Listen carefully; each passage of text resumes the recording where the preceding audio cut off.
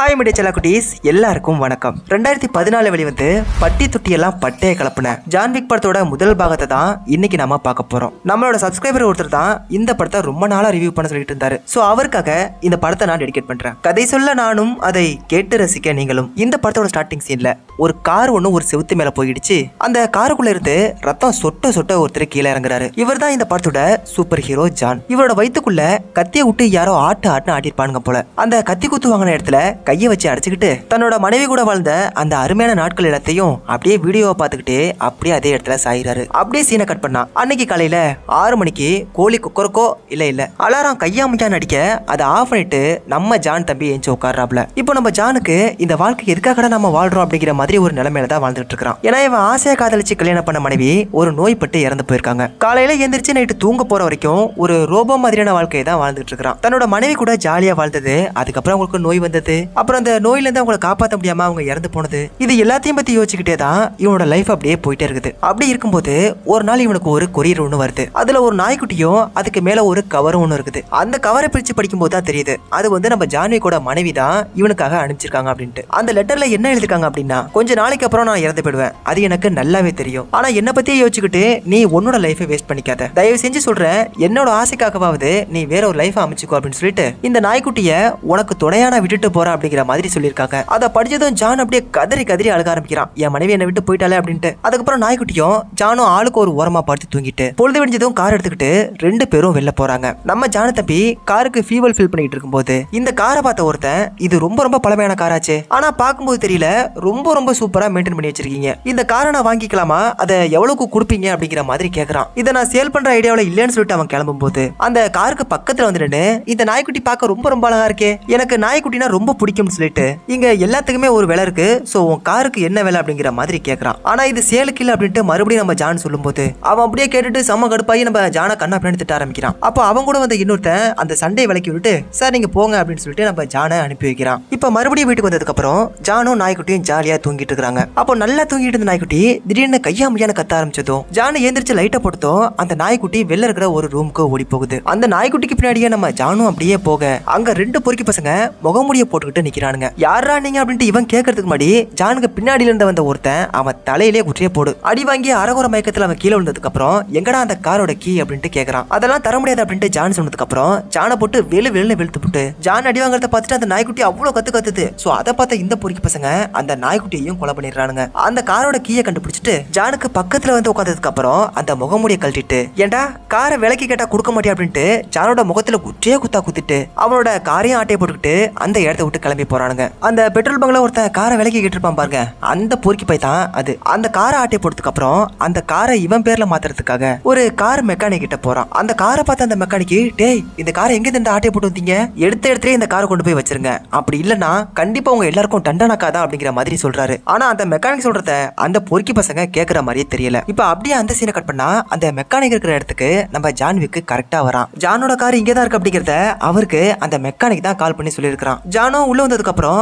எங்கடா என் கார் அப்படின்ட்டு கேட்கறான். லூசிஃப்ங்கிறவன் உன் காரை எடுத்துட்டு வந்தான், அந்த காரை பார்த்ததுமே அது உன்னோட கார் தான் அப்படிங்கிறது எனக்கு தெரிஞ்சு போச்சு, சோ அந்த காரை எங்க இருந்து திருடுனீங்களோ அதே இடத்துல கொண்டு போய் வச்சிடுங்கடான்னு அவங்க கிட்ட சொன்னேன். ஆனா பதிலுக்கு அவனுங்க என்கிட்ட கோவப்பட நான் அவனுங்களை திருப்பி 2 வைக்க அடிய வாங்கிக்கிட்டு அந்த கார் எடுத்துக்கிட்டு போயிட்டானுங்கப்பா. சோ இப்போ நீ என்ன பண்ண போற அப்படின்ட்டு அந்த மெக்கானிக் வந்து நம்ம ஜானு கிட்ட கேட்கிறாரு. அந்த காரை ஆட்டையை போட்டவனோட பேரு லூசிஃப் அப்படின்னு தான் அவன் சொல்லியிருப்பான். அவன் பேரை சொன்ன அடுத்த செகண்டே அவனோட அப்பன் பேரை வரைக்கும் நம்ம ஆளு கரெக்டா சொல்லிடுறான். அந்த மெக்கானிக் கிட்டே ஒரு கார் வாங்கிட்டு அப்படியே செட்டு வேகத்துல அந்த இடத்த விட்டு கிளம்பி நம்ம ஜானு வரான். அந்த அடி வாங்கிட்டு போனா பாருங்க, அவனோட அப்பன் பேரு வீகோ. இந்த மெக்கானிக்கு கால் பண்ணி எதுக்காகடா என் புள்ளைய நீ அடிச்ச அப்படின்ட்டு கேட்கறான். ஆமா சார் நான் அடிச்சது உண்மைதான், ஆனா நான் எதுக்காக அடிச்சேன் அப்படிங்கிறது உங்களுக்கு தெரிஞ்சிச்சுன்னா கண்டிப்பா நீங்களும் உங்க பையனை தூக்கி போட்டு மிதிப்பீங்க அப்படின்ட்டு சொல்றான். என்னடா சொல்ற அப்படின்ட்டு அவன் கேட்டதும், ஆமா சார் உங்க பையன் ஜான்விக்கோட காரை ஆட்டையை போட்டு வந்திருக்கான், அது மட்டும் இல்ல அவனோட நாயையும் கொன்னுட்டு அதுக்கப்புறம் தான் ஆட்டையை போட்டு வந்திருக்கான், சோ இதுக்கப்புறம் என்ன பண்ணலாங்கிறத நீங்களே முடிவெடுங்க சார் சொன்னதுக்கு அப்புறம் சரி ஓகே தம்பி நீ போனை வை நான் பாத்துக்கிறேன் அப்படின்ட்டு அவன் போனை வைக்கிறான். இப்போ நம்ம லூசிஃப் தம்பி ஒரு பெரிய டீலை முடிச்சுக்கிட்டு தன்னோட அப்பாவை பார்க்க போறான். அப்பா நம்மள பாராட்ட போறாரு அப்படின்னு நினைச்சுக்கிட்டு அவருக்கு பக்கத்துல போனா அடிக்கிற அடியில போட்டியா வெளில வந்துரும் போல.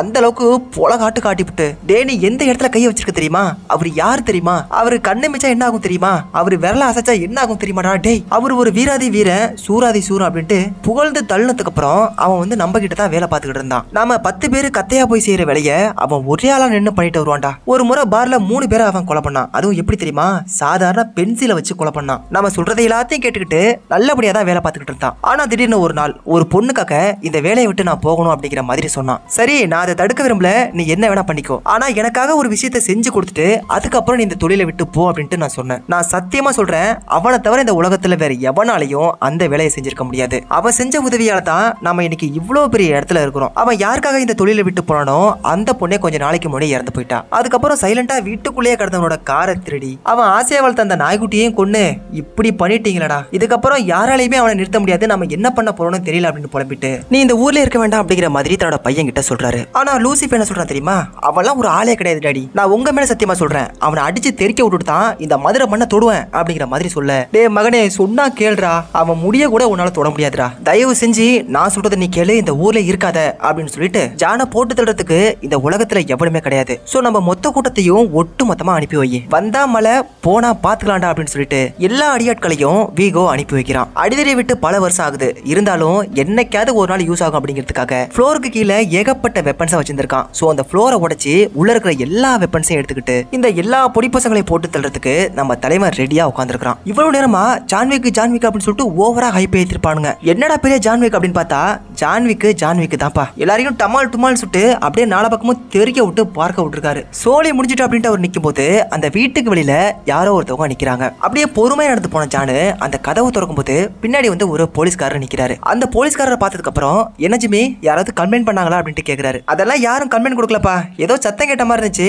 அதான் என்னன்னு பாக்கலான்னு வந்தேன். என்ன மறுபடியும் களத்துல இறங்கிட்டியா, உன் வேலையை காட்ட ஆரம்பிச்சிட்டியா அப்படின்ட்டு அந்த போலீஸ்காரர் கேக்குறாரு. அதெல்லாம் ஒண்ணு இல்ல ஜிம்மி, என்ன போட்டு தல ஒரு 10-15 பொறுக்கிங்க வந்துச்சுங்க, இது ஒன்னு போட்டு தல வெறும் 10-15ங்களா அப்படின்ட்டு அவர் கேட்க, இல்ல ஜிம்மி 10 × 15 அதாவது 150, எல்லாரையும் இப்பதான் அள்ளி போட்டு கொளுத்துறேன், ஏதாவது வேணுமா அப்படின்ட்டு இவர் கேட்க, உன்னையவே போட்டு தளத்துக்கு வந்திருக்காங்களா, சரி நீ உன் வேலையை பாரு, நான் உன்னை டிஸ்டர்ப் பண்ணல, நான் கிளம்புறேன் அப்படின்ட்டு அந்த போலீஸ்காரர் அங்க இருந்து கிளம்பிடுறாரு. அவர் அப்படி அந்த இடத்த விட்டு போறதுக்கு அப்புறம் ஜான்விக் ஒரு ஹோட்டலுக்கு கால் பண்ணி சரியா 12 மணிக்கு எனக்கு சாப்பாடு வேணும் அப்படின்னு சொல்லிட்டு போனை கட் பண்றாரு. அவர் போனை கட் பண்ண கொஞ்ச நேரத்துல சார்லி அப்படிங்கிற ஒருத்தர் 4-5 தடிமாட்டு பசங்களை கூட்டிக்கிட்டு ஜானோட வீட்டுக்கு வராரு. எனக்கு அப்பவே தெரியும் ஜான், உங்ககிட்ட இருந்து கண்டிப்பா ஒரு நாள் கால் வரும் அப்படின்ட்டு, நீ ஒதுங்கி போகலாம் அப்படின்னு நினைச்சாலும் இவனுங்க கண்டிப்பா ஒன்ன விட மாட்டானுங்க. சரி நாங்க வந்த வேலையை பார்க்கணும் அப்படின்ட்டு அங்க செத்து கிடக்கிற எல்லா பொறுக்கி பசங்களையும் அப்படியே பேக் பண்ணி எடுத்துக்கிட்டு சதறி போய் கிடக்கிற கண்ணாடி பீசையும் ரத்தத்தையும் தொடச்சிட்டு அப்படியே அந்த இடத்த விட்டு அவனுங்க கிளம்புறானுங்க. கட் பண்ணா இந்த வில்ல பைய வீகோவை காட்டுறாங்க. நம்ம ஜான்விக்க சீக்கிரம் கொண்டாகணும், அப்படி இல்லனா கண்டிப்பா அவன் என் புள்ளைய கொன்றுவான். சோ அதுக்காக என்கிட்ட ஒரு செம்ம பிளான் இருக்கு அப்படின்னு சொல்லிட்டு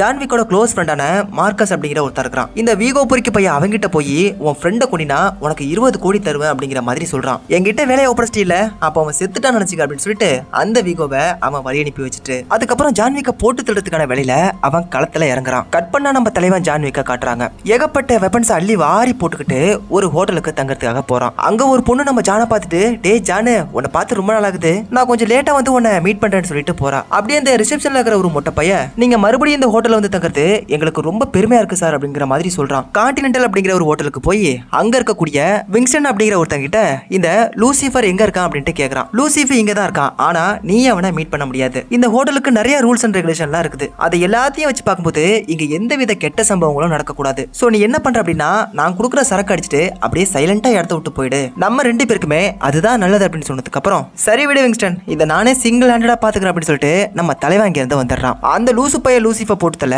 நம்ம தலைவன் செம்மையா ரெடி ஆயிட்டு இருக்கான். அதே மாதிரி அந்த லூசு பைய லூசிஃபை காப்பாத்துறதுக்காக நம்ம ஜான்விக்க போட்டு தடுறதுக்கு அந்த விகோட ஆளுங்க ரெடி ஆயிட்டு இருக்கானுங்க. நம்ம ஜான்விக்கோட காரை திருடுறதுக்காக ஒரு 3 பேர் வந்தாங்க இல்லையா, அதுல ஒரு பையன் தனியா நிக்கிறத பார்த்துட்டு அவனை அடிச்சு என் காரை ஆட்டையை போட்டதுக்கு கூட நான் உன்ன மன்னிச்சிருவேன், ஆனா எதுக்காக என் நாய்க்குட்டியை கொண்டுட்டு அடிச்சு பிரிச்சு பேத்தெடுத்துட்டு அந்த லூசிஃபை பொறுக்கி நாய் எங்கடா இருக்கான் அப்படின்னு கேட்டதும் இந்த ஹோட்டலோட பேஸ்மெண்ட்ல இருக்கிற ஒரு ஸ்விம்மிங் பூல்ல நீச்சல் அடிச்சிட்டு இருக்கிறதா அவன் சொல்றான். சரி நான் அவனை போய் மீட் பண்ணிக்கிறேன், நீ செத்து போடான்ட்டு அவனை உற்றைய போடா போட்டு தள்ளிட்டு அவனுக்கு பாடிகார்டு இருக்கிற ஒவ்வொருத்தரையும் வரிசையா போட்டு தள்ளிட்டே போயிட்டு இருக்கான். அந்த ஜானி இங்க வந்துருவானா அப்படின்ட்டு அந்த பாடிகார்டோட ஹெட் கேக்குறான். அவனோட மூச்சு மூச்சு காத்து கூட உள்ள நுழைய முடியாது அப்படின்ட்டு அவன் சொல்லிட்டு இருக்கும்போது அப்படி சொல்லிக்கிட்டு இருக்க அந்த பொறுக்கி பையோட மூச்சு காத்தையே நிறுத்திட்டு வெறிகொண்ட வேங்க மாதிரி அந்த வெள்ளை எலியை தேடி அப்படியே போயிட்டு இருக்கான். அப்போ அந்த பொறுக்கி பைய தங்கியிருக்க அந்த இடத்த கண்டுபிடிச்சு அங்க இருக்கக்கூடிய எல்லாரையும் அப்படியே டமால் டமால் சுட்டு போட்டு தள்ளிட்டு கடைசியில இந்த பொறுக்கி பையில சொல்றதுக்காக அப்படியே துப்பாக்கி எடுத்து நீட்டுவான் பாருங்க.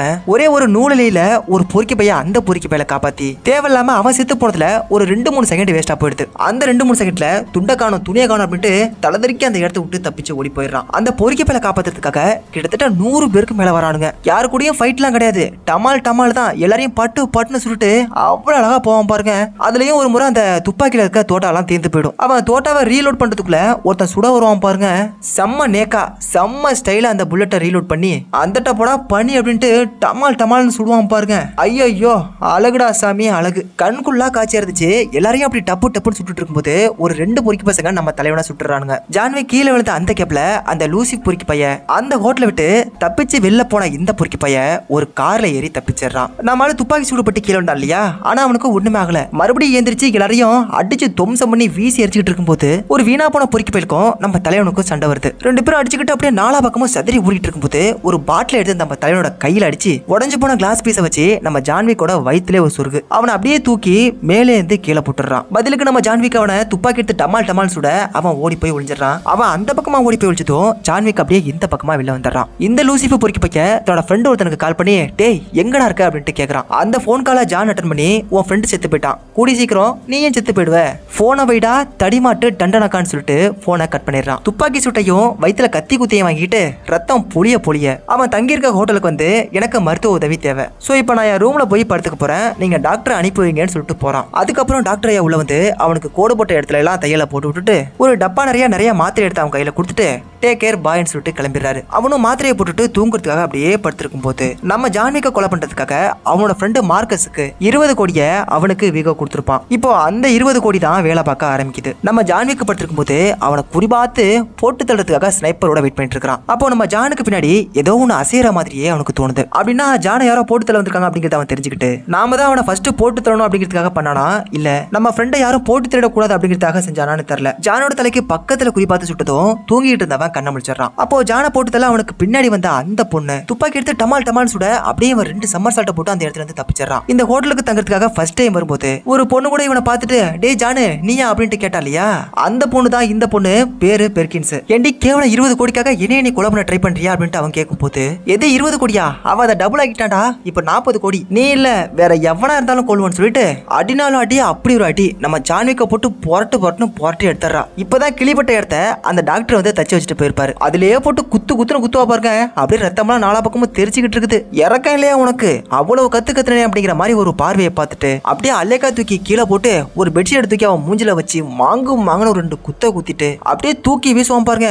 ஒரு கண்ணாடியை உடச்சுக்கிட்டு அப்படியே வெளில போய் விழுந்துடுறான். அந்த ரிசப்ஷன்ல ஒரு மொட்டை இருப்பான் பாருங்க, அவன் இந்த கேப்ல தான் நம்ம ஜான்விக்கு விடாம கால் பண்ணிட்டு இருக்கான். இவ ஜோலியை முடிச்சதுக்கு அப்புறம் அந்த போன் கால் எடுத்து என்ன அப்படின்ட்டு கேட்க உங்க ரூம்குள்ள இருந்து ஏகப்பட்ட சவுண்ட் வரதா பக்கத்து ரூம்ல இருந்து கால் பண்ணிருக்காங்க சார், அதெல்லாம் ஒண்ணு இல்ல மாட்டேன், விருந்தாளி ஒருத்தவங்க வந்திருந்தாங்க அவங்க கிட்ட பேசிக்கிட்டு அப்படின்னு சொல்லிட்டு இவன் போனை கட் பண்றான். இப்போ அந்த பொண்ணோட மண்டை மேல துப்பாக்கியை வச்சு லூசிஃபும் அவனோட அப்பனும் எங்க இருக்கான் அப்படிங்கறத கேட்டு தெரிஞ்சுக்கிறான். அப்போ அந்த நேரம் பார்த்து பக்கத்து ரூம்ல இருந்து ஒருத்தன் வெளில வரான். சரி அடுத்த ஃபைட் டோய் அப்படின்ட்டு பார்த்தா நம்ம ஜானோட ஃப்ரெண்ட் தான் அவரு. சோ ஃபைட்லாம் கிடையாது. இந்த பொண்ணு தப்பிச்சு போகாம உன்னால பார்க்க முடியுமா அப்படின்ட்டு கேட்டதும் உனக்காக நான் என்ன வேணா பண்ணுவேன் அப்படின்ட்டு அவன் சொன்னதும் சரி ஓகேன்னு சொல்லிட்டு அவன்கிட்ட இந்த பொண்ணை ஒப்படைச்சிட்டு அவன் கிளம்புறான். அப்படி போன நம்ம ஜான்விக்கு ஒரு சர்ச்சுக்குள்ள போறான். மகனே உனக்கு என்ன வேணும் அப்படின்ட்டு அந்த சர்ச் ஃபாதர் கேட்டதும் அவரோட காலை குறிபாத்து சுட்டுட்டு பக்கத்துல இருக்க எல்லாரையும் டப்புன்னு போட்டு திருட்டு அந்த வாழ்ட்டு இருக்கிற இடத்துக்கு என்ன கூட்டிட்டு போகனா உன்னை போட்டு திருடுண்டா ஃபாதர்னு சொல்ல சரின்னு சொல்லிட்டு நம்ம ஜான அந்த வால்ட்டுக்கு கூட்டிட்டு போயிட்டு இருக்காரு. அந்த வால்ட்டை திறந்து உள்ள போய் பார்த்தா ஏகப்பட்ட பணமும் தங்கமும் இருக்குது. இதை எல்லாத்தையும் ஜான ஆட்டையை போட போறான் அப்படின்னு தான் நினைச்சீங்க. நீங்க மட்டும் இல்ல, நான் கூட அப்படிதான் நினைச்சேன். ஆனா நம்ம தலைவன் ஜான என்ன பண்ணா தெரியுமா, அங்க இருக்கக்கூடிய எல்லாத்தையும் அப்படியே மொத்தமா எரிச்சு விட்டுட்டு அந்த இடத்த விட்டு கிளம்பிடுறான். அப்படியே சீனை கட் பண்ணா இந்த பக்கம் இந்த போக்கிங்ஸ் அப்படிங்கிற பொண்ணை காட்டுறாங்க. நம்ம ஹாரி அந்த ரூமை விட்டு வெளில போறதுக்காக ரெடி ஆயிட்டு இருக்காரு. நான் இந்த ரூமை விட்டு போனதுக்கு அப்புறம் இந்த ரூமை கிளீன் பண்ண வரவங்க கண்டிப்பா உன்னை காப்பாத்துவாங்க, சோ நீ பயப்படாத அப்படின்ட்டு அவர் சொல்றாரு. அவங்க கிட்ட பேசிக்கிட்டே இந்த பொண்ணு என்ன பண்றா அப்படின்னா இவரோட கட்டை வரல லைட்டா அப்படியே கையாலேயே குடிச்சிட்டு அந்த ஹேண்ட் கேப் அப்படியே செம்மையா ரொம்ப ஈஸியா ரிமூவ் பண்ணிட்டு ஒரு பொண்ணு கிட்ட போய் நீ இப்படிதான் நடந்துக்கியா அப்படின்ட்டு ஹாரி கிட்ட அவ கேக்குறா. நான் பொண்ணுங்களை இந்த மாதிரி பொதுவா நடத்துறது கிடையாது, என்ன பொறுத்த வரைக்கும் நீ பொண்ணே கிடையாது அப்படின்னு சொல்லிட்டு அவளுக்கு பக்கத்துல வந்து நின்னுகிட்டு இந்த ஹோட்டலுக்கு நிறைய ரூல்ஸ் அண்ட் ரெகுலேஷன் எல்லாம் இருக்குது, உனக்கு அதையெல்லாம் தெரிஞ்சிருந்தும் நீ ஜான போட்டத்துல வந்திருக்கில்ல, இந்த மேனேஜ்மெண்ட்டுக்கு மட்டும் அது தெரிஞ்சிச்சு உன்னை அள்ளி வச்சு கொளுத்திடுவாங்க அப்படின்னு அவன் சொல்லிட்டு பக்கத்துல வருவான் பாருங்க. அப்படியே இந்த பொண்ணு அந்த ஹாரியோட மண்டியில ஒற்றே இடிதான். மச்சான் சாச்சு புட்டா மச்சான் அப்படின்ட்டு அந்த பெட்ல போய் விழுவான் பாருங்க. தலகாணி எடுத்து அவன் மூஞ்சில வச்சு அமுக்கு அமைக்கி துப்பாக்கி எடுத்து ஒற்றே போட்டு தெளிறான். ஹாரி தங்கம் நீங்க பயப்படாதீங்க, கண்டிப்பா ரூம் கிளீன் பண்ண வரவங்க உங்களை காப்பாத்துவாங்கன்னு சொல்லிட்டு பெர்கின்ஸ் அக்கா அந்த இடத்த விட்டு நேக்கா தப்பிச்சிடறா. ஜான்விக்கு பணத்தை எல்லாம் கொளுத்திட்டா அப்படிங்கறத தெரிஞ்சுக்கிட்டு அந்த இடத்துக்கு மொத்த பொறுக்கி பசங்களும் வந்துடுறானுங்க. ஏன்டா என் பணத்தை சரியா பாத்துக்கன்னு சொல்லிட்டு அந்த ஃபாதரை ஒற்றையா போட்டான். அவன் செத்து போனதுக்கு அப்புறம் இவனுங்க அப்படியே ராஜனோட போட்டு அப்படியே வந்துகிட்டு இருக்கும் போது நம்ம ஜான்விக்கு தம்பி அங்க இருக்கக்கூடிய எல்லாரையும் அப்படியே சரமாரியா சுட்டுட்டு இருக்கான். ஒரு காருக்கு பின்னாடி மறைச்சு நிறுத்தா அங்க இருக்கக்கூடிய எல்லாரையும் சுட்டுட்டு இருப்பான். அதை பார்த்து அங்க இருக்கக்கூடிய ஒரு வில்லனோட துடுப்பு ஒருத்தன் இவன் ஒளிஞ்சிருக்க காரை அவன் ஓடிட்டு வந்த காரால ஒற்றே இடித்தான். அந்த காரு இந்த காரு மேலப்பட்டு இந்த காரு நம்ம தலைவனை அப்படியே தூக்கி வீசிருது. அப்படியே ஜான்விக்கு மயக்கமானதுக்கு அப்புறம் அவனை அப்படியே அள்ளிக்கிட்டு போய் ஒரு சேர்ல வச்சு கட்டி போட்டுருக்கானுங்க. கட்டி போடப்பட்டிருக்கிறது என்னமோ நம்ம ஜான்விக்கு தான். ஆனா ஜான்விக்கு கொஞ்சம் கூட பயப்படல. அப்போ இந்த வீகோ என்ன சொல்றான் அப்படின்னா, இத பாரு ஜானு, நீ எல்லாம் நம்ம இனத்துல ஒருத்தன்டா, சோ உனக்காக ஒரே ஒரு சான்ஸ் மட்டும் கொடுக்குறேன். என் பையனை எதுவும் பண்ண மாட்டேன் அப்படின்னு நீ சொன்னீங்கன்னா கண்டிப்பா நான் உன்னை விட்டுருவேன், அப்படி இல்லைன்னா நான் உன்னை கொன்னே போட்டோம்டா அப்படின்ட்டு அவன் சொல்றான். இத பாரு வீகோ, உன் பையன் கொண்டது ஒன்னும் சாதாரண நாய்க்குட்டி கிடையாது. என் மனைவி இறந்து போனதுக்கு அப்புறம் எனக்கு பேச்சு துணையே இல்லாம தனியாளா இருந்தேன். அவ இறந்து போனதுக்கு அப்புறம் நான் எப்படி இருப்பேன் என்ன ஆவன் அப்படிங்கறத அவன் நல்லாவே தெரிஞ்சு வச்சிருந்திருக்கா. சோ அந்த நாய்க்குட்டியை என்னோட பேச்சு துணைக்காக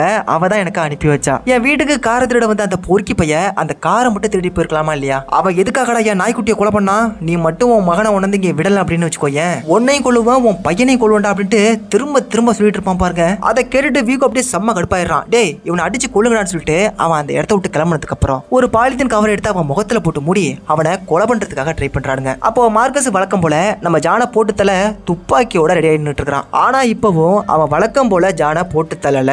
ஜானை போட்டு தல நினைக்கிற ஒருத்தனோட தலைய குறிபாத்து சுட்டு போட்டு தள்ளிடுறான். மீதி இருக்கிற ஒருத்தனை நம்ம ஆளு அடியன்னு அடிச்சு பிரிச்சு பேத்து எடுத்துட்டு அங்கிருந்து தப்பிச்சு அந்த இடத்த விட்டு வெளில போயிடுறான். துப்பாக்கி எடுத்துக்கிட்டு போனவன் அந்த வில்லப்பையோட காரை டமால் டமால் சுட்டுக்கிட்டே போய் ஒரு இடத்துல வச்சு அவனை லாக் பண்ணி அப்படியே தூக்கி அவனை வெளில போட்டு உன்னோட மகன் இருக்கிற இடத்த சொல்லலன்னா நான் உன்னை கொன்றுவேன் அப்படின்ட்டு மிரட்டுறான். அவன் இருக்கிற இடத்த சொன்னா நீ என்ன விட்டுருவியா அப்படின்னு கேட்டுட்டு இடத்த சரியா சொன்னீங்கன்னா கண்டிப்பா உன்னை விட்டுருவேன், அதே மாதிரி என்ன கொல்றவங்களுக்கு 40 கோடி பரிசு தர சொல்லியிருக்க பத்தியா, அந்த கான்ட்ராக்டையும் க்ளோஸ் பண்ணா மட்டும்தான் நான் உன்னை கண்டிப்பா விடுவேன் அப்படிங்கிற மாதிரி சொன்னதும் அந்த கான்ட்ராக்டை க்ளோஸ் பண்ண இந்த பொறுக்கி பைய ஒத்துக்கிறான். தன்னோட பையன் எங்க இருக்கான் அப்படிங்கறத சொல்லிட்டு இந்த பொறுக்கி பைய உயிர் பழச்சுக்கிறான். இப்போ அந்த பொறுக்கி பைய தேடி போனா நம்ம ஜானு அவனுக்கு பாதுகாப்பு கொடுத்த எல்லாரையும் பட்டுன்னு போட்டு தள்ளிட்டு இவனுக்கிட்ட இருந்து எப்படியாவது தப்பிச்சலாம் அப்படின்னு சொல்லிட்டு அந்த இடத்த விட்டு தலைதறிக்க ஓடுன அந்த யூசப்போட வயிற்றிலே பட்டுன்னு ஒரு ஷே போட்டுட்டு அப்படியே உட்கார வச்சிடறான். அவன் நெத்தியில ஒரு பொட்டு வைக்கிறதுக்காக இவன் பக்கத்துல அப்படியே கொஞ்சம் கொஞ்சமா வந்துட்டு இருக்கும்போது அது வெறும் சாதாரண நாய்க்குட்டி தானே அப்படின்ட்டு அந்த வார்த்தையை முழுசா கூட சொல்லி முடிக்கல. நெத்தியில ஒரே போட்டு தள்ளிட்டு நம்ம தலைவன் அப்படியே ராஜ நட போட்டு அந்த இடத்த விட்டு போறான். தன்னோட பையனை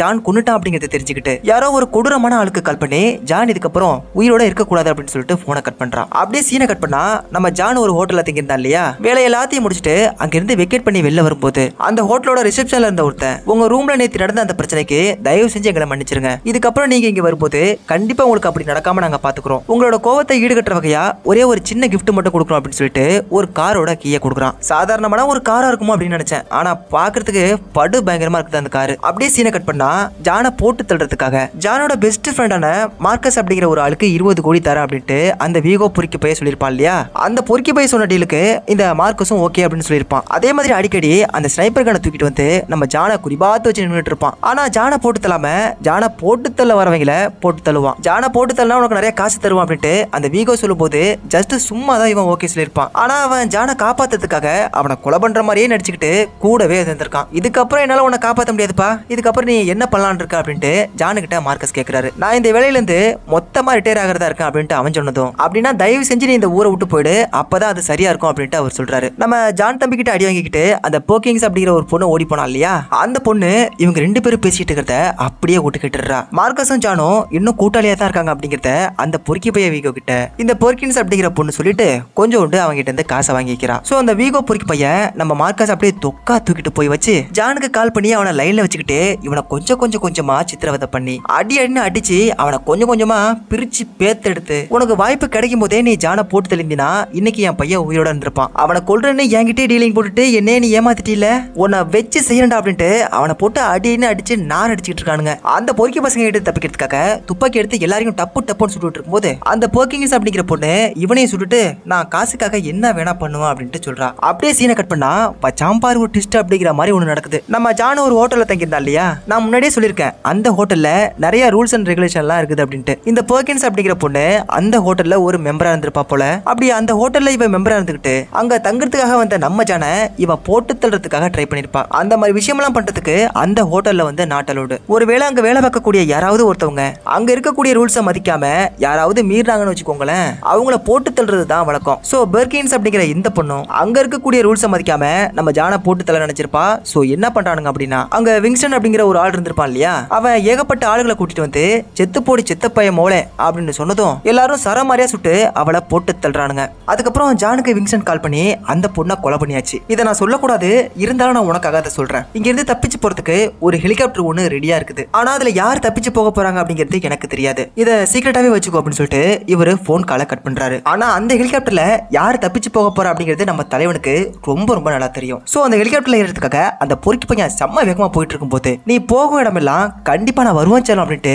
ஜான்விக் அவனுக்கு பின்னாடியே வந்து அந்த வில்லப்பையிலுக்கு பாடி கார்டா வந்த எல்லா காரையும் அடிச்சு துவம்சம் பண்ணிட்டு கேப் விடாம இந்த காரை போட்டு துவம்சம் பண்ணிட்டு இருக்கிறத பார்த்துட்டு உள்ள இருக்கிற ஒருத்தன், ஐயோ இவன் அடங்க மாட்டானா, இவனை என்ன தண்டா பண்றது, திரும்ப திரும்ப வந்துகிட்டே இருக்கானே, இதுக்கு ஒரு எண்டே இல்லையா சார் அப்படின்ட்டு அவன் கதறிட்டு இருக்கான். அதை எல்லாத்தையும் பார்த்துட்டு அந்த வில்லப்பைய வீகோ செம்மையா சிரிச்சுட்டு இருக்கான். அவனோட சிரிப்பு எப்படி இருக்கு அப்படின்னா, அவன் என்ன பண்ணாலும் நம்மளை விட்டு போக மாட்டான். நம்ம தலையெல்லாத்தையும் வெட்டி கீழே இறக்கி வைக்கிற வரைக்கும் அவனோட தலபாரம் இறங்கவே இறங்காதுடா. இவங்கிட்ட இருந்து தப்பிக்க நம்ம ஹெல்லுக்கே போனாலும் அவன் தில்லுக்கு துட்டா வந்து நம்மளை போட்டு தள்ளிட்டு தாட்டா போவான். இவன் ஒரு விடாத கருப்புடா அப்படிங்கிற மாதிரி சிரிக்கிறான். அதுக்கப்புறம் அந்த வில்லப்பையோட காரையும் கடைசியா கொண்டு போய் ஒரு இடத்துல சொருக வச்சுட்டு அந்த காருக்குள்ள இருக்கிற எல்லாரையும் பதற விட்டுறான். அந்த காரை விட்டு கீழே இருக்கிற எல்லா பொறுக்கி பசங்களும் நம்ம ஜானை போட்டு தள்ளுறதுக்கு வெறி கொண்டு ஓடி வந்துட்டு இருக்கானுங்க. அப்போ இந்த காரோட ஃப்ரண்ட்ல இடிச்சு அப்படியே டாப்ல பறந்து போயிட்டு இருப்பான் பாருங்க. சரியா அந்த காரோட டாப்ல போகும்போது டப்பு டப்புன்னு சுட்டு போட்டு தள்ளுவான் பாருங்கப்பா. அந்த சீன் அப்படியே வேற லெவல்ல வெறித்தனம். அங்க இருக்கிற எல்லாரையும் போட்டு தள்ளுறத பார்த்துட்டு உள்ள இருக்கிற ஒருத்தன், என்னை எப்படியாவது காத்தருளும் ஐயா அப்படின்ட்டு இருக்கிற ஊருபட்ட எல்லா சாமியும் கும்பிட ஆரம்பிச்சிடறான். ஜானு காரை விட்டு கீழே இறங்கவே இல்லை. அப்படியே கார்ல ரவுண்ட் அடிச்சுக்கிட்டு